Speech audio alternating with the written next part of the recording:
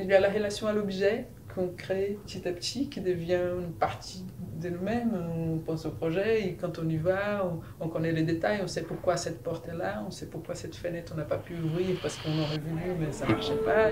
Alors le projet a commencé en 2009, janvier 2009. On a fait la première visite du bâtiment à cette époque. On a été conviés par Foncière des Régions à l'époque, maintenant Covivio, à faire une étude pour la réhabilitation d'une tour. On est allé avec eux visiter cette tour pour leur donner des conseils, savoir ce qu'on pouvait faire avec. Et donc on est parti sur la réhabilitation simple d'une tour avec un plateau de 600 mètres carrés. Et c'est comme ça que ça a commencé. Et on s'est retrouvé donc à faire X versions jusqu'à la version 14 qui a été donc acceptée pour lancer le projet dans sa forme définitive. Architecte a été créé avec Antoine Durand et deux autres associés de l'époque. C'était donc avec moi aussi. De fil en aiguille, on a continué notre activité. Et c'est comme ça qu'on est arrivé donc à faire Silex 2 et puis d'autres projets en parallèle. Donc on a un peu cette particularité, c'est de faire des gros projets, entre guillemets, puisque Silex 2 c'est quand même 31 000 mètres carrés, toujours des gros projets. Mais par contre, nous ne sommes que deux. Donc on est une petite agence et ça nous a permis aussi, donc, sur le projet Silex 2, de rencontrer Arte Charpentier. Voilà. Donc je suis arrivée, il fallait qu'on dépose un PC. Et il fallait coordonner tous les dépôts du PC, la relation avec la ville. Comme j'avais travaillé sur la tour Oxygène à Lyon, donc je connaissais la ville, les bureaux de contrôle, j'étais assez à l'aise sous l'univers lyonnais. Donc je suis arrivée pour coordonner les permis. Donc il y a Arte qui a mis une équipe pour travailler avec moi et on a préparé ces permis qui a été déposé en mars 2015. On a démarré les chantiers en 2018. On a déposé un PCM aussi, à la même occasion. Et parce qu'avec il y a eu des adaptations dans les échanges avec l'entreprise, donc on a mis à jour le projet vis-à-vis de la ville. Après, par rapport au projet lui-même, ce qui était intéressant, c'est que les projets étaient donc une tour existante en béton qui était abandonnée, qui était stand-by. Libérée par EDF fin des années 2000. Covivio a décidé donc de densifier un peu, donc c'est pour ça qu'on a une tour existante, son extension, qui est tout en charpente métallique, et un bâtiment AERP qui est donc juste à côté, qui fait aussi 10 000 mètres carrés, et qui servait donc aussi à rentabiliser un peu ce bâtiment. Ouais. Et puis le fait que la tour existante était en béton, elle respectait une réglementation des années 70, donc on ne pouvait pas alourdir cette tour. Cette tour, il fallait qu'elle reste avec le même poids qu'elle avait. Donc d'où l'idée de démolir les étages hauts pour reconstruire d'autres structures métalliques. Plus légers donc. Donc qui sont plus légers. C'est qui nous a permis de toujours garder les mêmes poids global. Et aussi de rajouter à côté l'extension qui était toute une structure métallique, donc il y a un bâtiment très élancé qui fait 10 sur... qui fait 11 mètres de portée.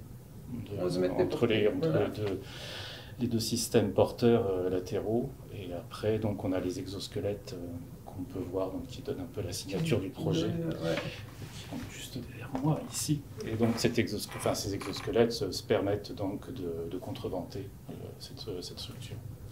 Voilà. En plus des diagonales qui sont à l'intérieur des plateaux. Donc tout ça est, on va dire, autostable.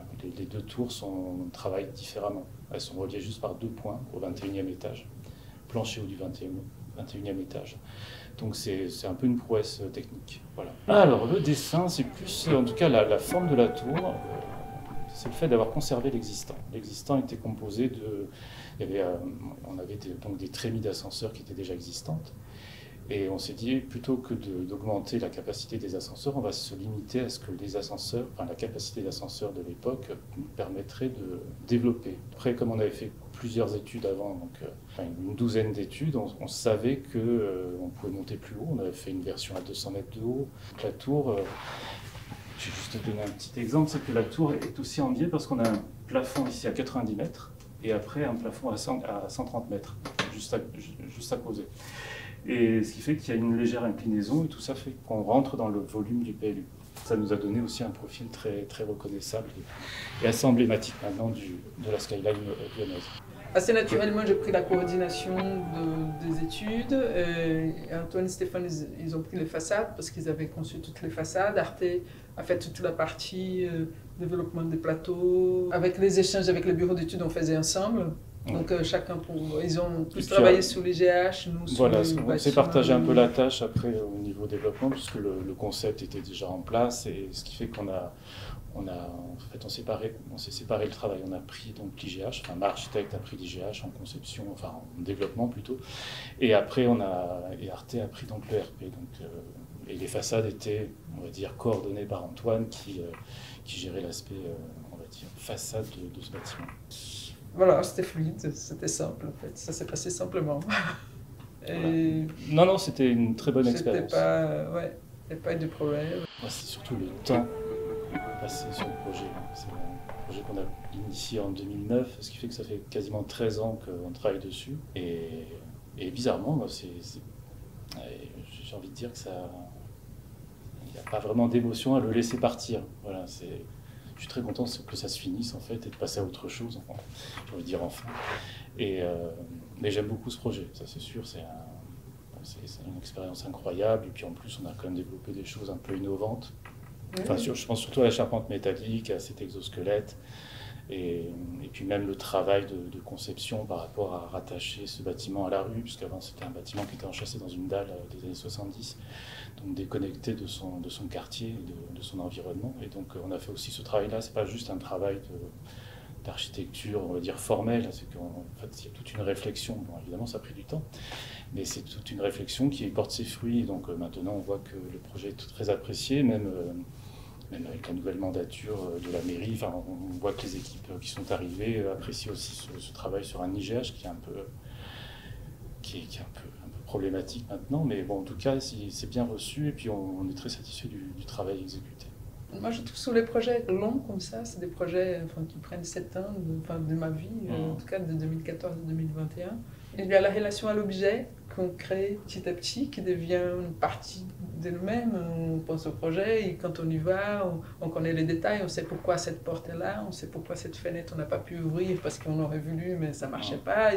Et donc on a cette relation très proche du projet que j'aime beaucoup, et de revenir après. J'étais très émue quand on est venu et que tout était propre pour la commission de sécurité. C'était pour moi un moment assez magique parce qu'on est dedans, on va voir, on va régler tel problème, on monte, on descend, on fait beaucoup de gym sur ce genre de projet parce qu'on fait beaucoup de marches, on descendait. Et tout d'un coup, les gens de la commission, ils ont tout nettoyé pour recevoir à la commission.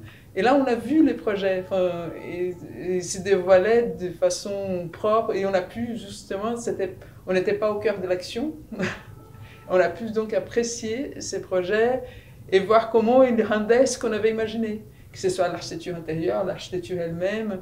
Et ça, c'est toujours émouvant, et c'est juste au moment où il prend sa forme, il est défini, où le projet s'en va comme un enfant qui s'en va de la maison, en fait. Donc, on connaît ce projet de l'intérieur, on l'a conçu, on a travaillé, on s'est donné, et à un moment donné, ce projet, il est autonome. Il va vivre sa vie maintenant, il y a d'autres personnes qui vont venir. Donc, moi, je trouve que c'est un vrai plaisir, ça, de savoir, chaque fois que j'arrive à Lyon, c'était le cas pour la Tour Oxygène, et c'est le cas petit à petit pour ces projets. C'est plus notre projet, ça devient le projet de plein de gens, mais qu'on sait pourquoi certaines choses ont été faites, et on connaît un peu ces secrets de ces projets. Tous ces secrets. Hein. On connaît tous ces secrets, et voilà, c'est un peu un enfant qu'on a vu grandir et qui maintenant s'est envolé, en fait. Je trouve ça, c'est toujours émouvant. Il y a toujours une nostalgie parce qu'il avait une belle relation, parce qu'il y a des relations aussi humaines qui se créent dans un chantier qui dure, dans un projet, puis un projet qui dure 7 ans, un chantier qui dure 3 ans, avec les clients, avec avec toutes les personnes du chantier. Et c'est vrai qu'il y a de l'humain aussi, beaucoup d'humain dedans. Donc, ces longs projets ont cette capacité où tout le monde se donne, et après il y a un lien qui se crée. Les liens se créent, on peut se rappeler dans 5 ans, les gens se rappellent qu'ils ont vécu des moments, et j'espère qu'ils étaient agréables. Ah ouais. Et du coup, quand on rappelle les gens, ah ouais, c'était bien, voilà. C'est ça que je retiens, c'était bien. Ça l'est encore, on est encore un peu dedans, mais c'est en train de se finir, mais c'était super agréable à vivre. Ce qui est satisfaisant en tant que concepteur, c'est de voir que le produit final est tellement proche de l'image qu'on avait souhaité au départ. Même les vues d'intérieur, toutes les ambiances sont exactement comme on le souhaitait. Donc il n'y a pas de mauvaise surprise non plus dans le projet. Après, on peut s'attarder sur quelques détails, évidemment. Mais vraiment, c'est tellement proche de ce qu'on avait imaginé et développé qu'on est vraiment très satisfait. Et les clients sont contents, les utilisateurs semblent plus contents que nous, évidemment, puisqu'ils ne connaissent pas tous les secrets. Donc, non, ils sont très contents. Les clients sont très contents. Globalement, c'est un projet qui s'est très bien passé. Quand on sort, voilà, c'est réussi, c'est loué, d'un plaisir aux clients. Ça veut dire que c'est un objet qu'eux aussi, ils ont conçu, parce qu'un projet se conçoit avec un client. Donc, oui, ils ont été très, très présents. Ils étaient très présents dans la conception. Ils savent exactement ce qu'ils veulent, c'est vraiment de très grands professionnels. C'était un vrai partenariat avec les clients aussi. Il y avait un faucon qui habitait dans le GH existant. Il faisait son nid là, il restait un été. Oui, donc il y avait un nichoir qui était posé sur la façade du bâtiment existant, qui était au 18e étage. Il avait choisi ces lieux-là, en fait. Oui. L'LPO nous a dit qu'il fallait qu'on trouve un nouveau nichoir. Il fallait qu'on trouve des choses. Un nouveau nichoir dans la nouvelle tour pour les faucons. Et 2, où est-ce qu'il allait habiter entre-temps, pendant les travaux. Donc il fallait qu'on réponde aux 2 questions.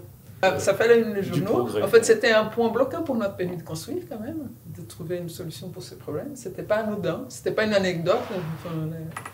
La LPO ne prenait pas du tout ça à la légère, ni nous d'ailleurs, parce qu'on a suivi, les enfants, nous on a plusieurs mails qu'on a reçus avec les enfants de faucons. Il a eu même une petite question, parce qu'on a mis une caméra maintenant, il a eu même une petite question, peut-on mettre une caméra par rapport à l'intimité du faucon, parce que là, on filme les faucons. Il y a eu, des faucons, c'était un vrai sujet qui nous a... Si on regarde la façade, en fait, on voit aussi le nid du faucon qui se trouve au meilleur endroit. On voit le nid du faucon. Tout là-haut. Il a une vue imprenable. Ouais. C'est aussi notre grande fierté d'avoir... C'était notre mascotte un peu. Finalement, les faucons nous accompagnent tout le long.